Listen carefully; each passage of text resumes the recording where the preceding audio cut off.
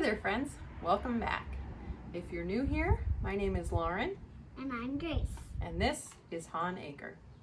Today we are working on sowing some seeds. We're going to start with sunflowers and then we'll work through some other things. I take sunflowers pretty seriously and I try and plant them, I try and seed them every week. So I'm on probably my 4th or 5th succession at this point.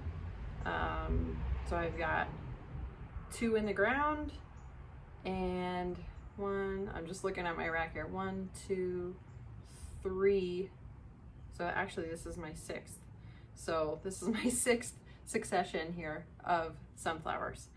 After I'm done seeding my sunflowers, I want to take a few moments to talk about some of the cool hardy annuals that I've got blooming right now in the 2nd week of June. I like to seed sunflowers every week, so I have a consistent supply all the way up to our first frost, which is usually mid-October. I generally will only plant single stem pollenless sunflowers. So for me, that is the ProCut series. I know that there are different opinions on this, and that's fine. Different things are going to work for different people based on your soil, your climate, all of that. Generally, the ProCut series is going to be ready 50 to 60 days from seeding, depending on the temperatures and just your environment. I prefer 72 cell trays. This is half of a 72 cell tray, so we've got 36 here. I'm going to be using this and a 50 cell because I'm out of 72s. So that's going to be on my Christmas list for next year. I need more 72 cell trays. So we will get started with this guy. Grace, can you help me get some soil in here? Yes, sir. Yes, ma'am. I'm not a... While you're working on that, I'm gonna keep talking, okay? So you just work on that. You fill up all these cells with soil, okay? I grow sunflowers for production. So I space them tight, and early on in my successions, I plant 2 seeds per cell. The reason for that is when I am putting bouquets together or arrangements together, whatever, I like to have a smaller sunflower head. It's just more manageable. It doesn't completely take over the bouquet or overpower the other flowers and textures that you've got going on in there. And it's just easier to work with, and you don't get as much of a head down effect happening with a smaller sunflower. We are sowing these, it is June 13th. So these will be ready mid-August, early to mid-August. So that tells me I'm getting, you still have some cells. Yeah, but I'm not done. Here you go.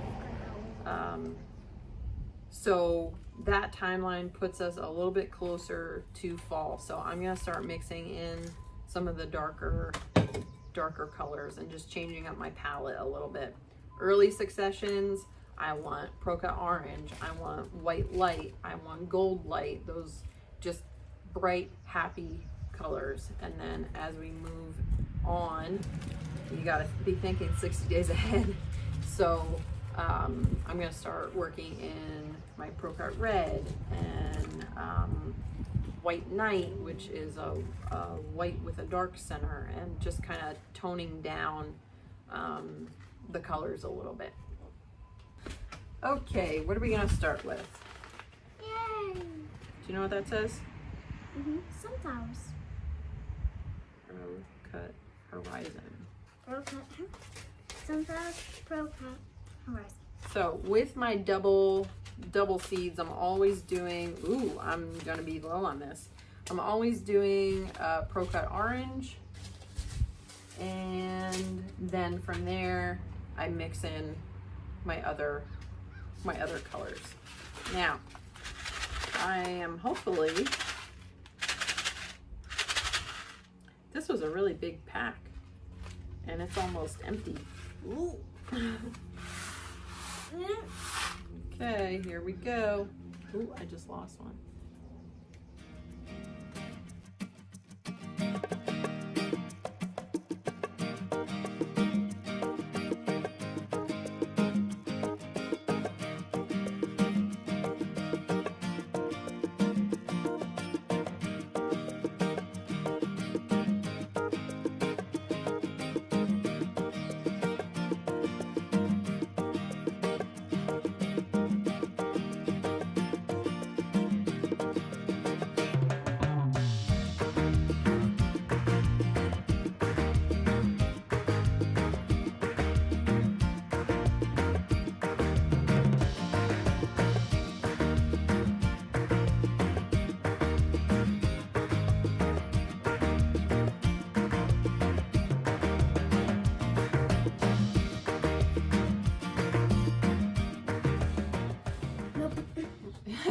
I can just see your head.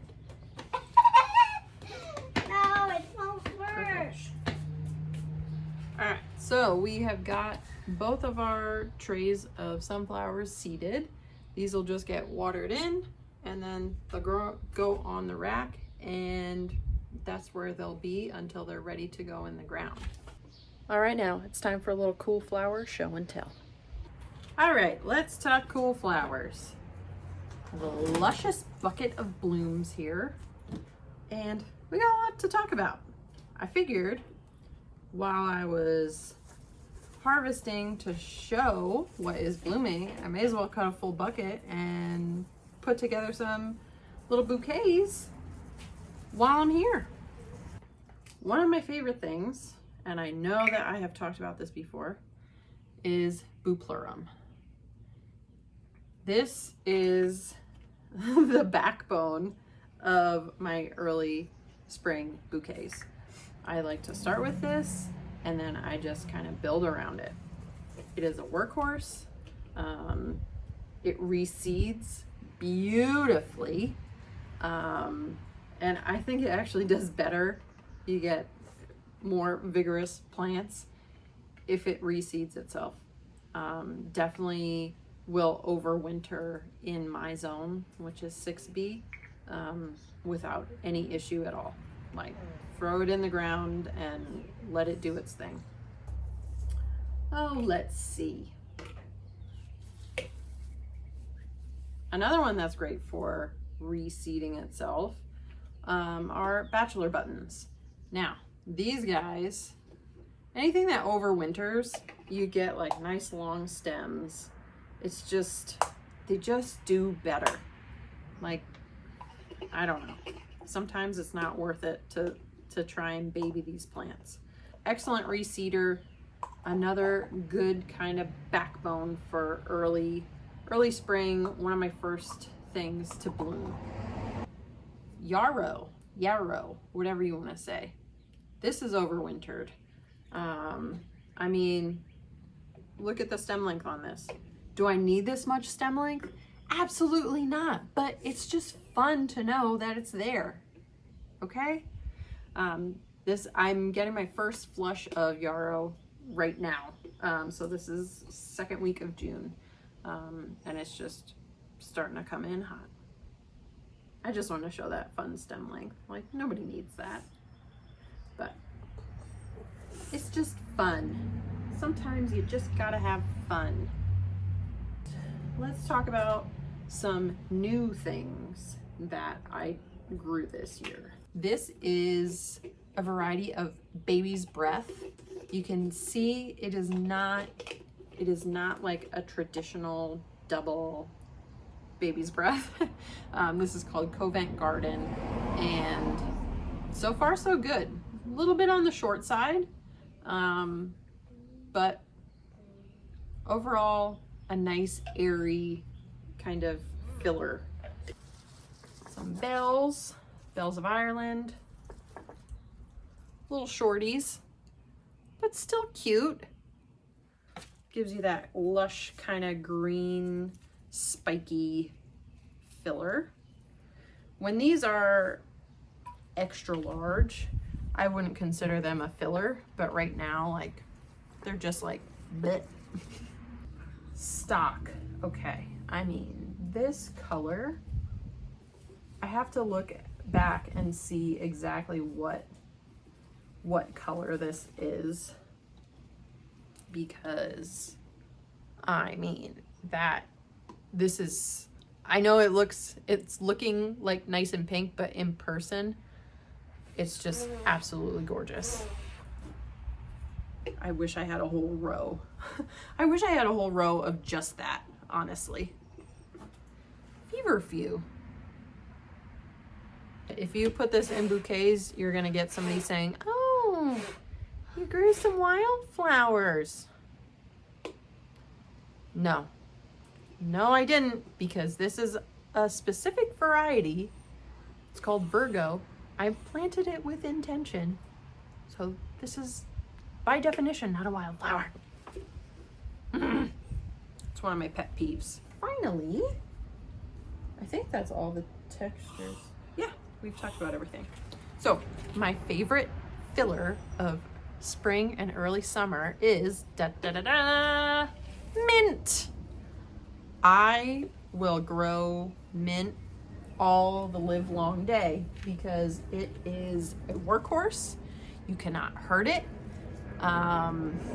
If you pick it at the right time, it lasts forever, and also usually will form roots in the vase, just like basil. I had a lady at the farmer's market a couple weeks ago, and she asked me if I had mint, and I said, I don't have bunches, but I have mint in my bouquets. And she's like, oh, perfect. I just need a couple sprigs for my mojitos. So, hey, you never know what is gonna sell your bunch of flowers. I hope you enjoyed to see what is blooming in my garden right now. And I am gonna continue finishing out this bouquet and my whole bucket of flowers here so I can go stock the stand. If you have not done so already, please take a moment to like and subscribe to stay up to date on all of our homestead happenings. And I hope to see you next time right here on Hawn Acre.